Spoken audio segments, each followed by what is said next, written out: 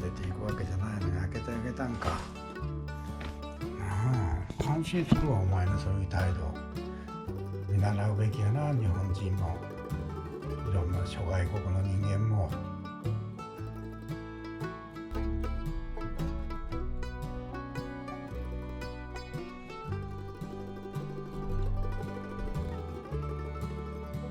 とこ詰めよう。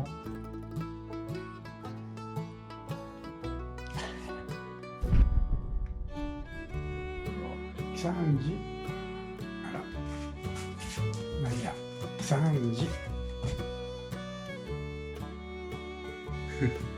やって入れてもらいたいな、雨降ってんのにな。だったね。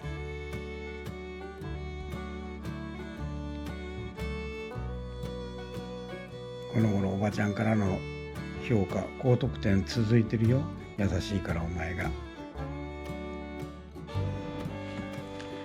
こに猫1、猫2、3時返事はぼーっとしてて尻尾ち構えた。や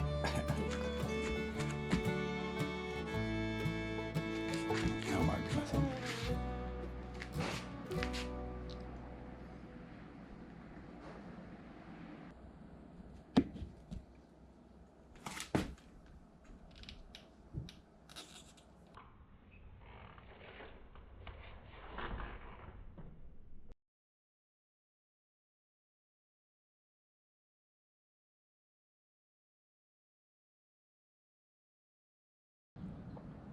喜三治がいないな。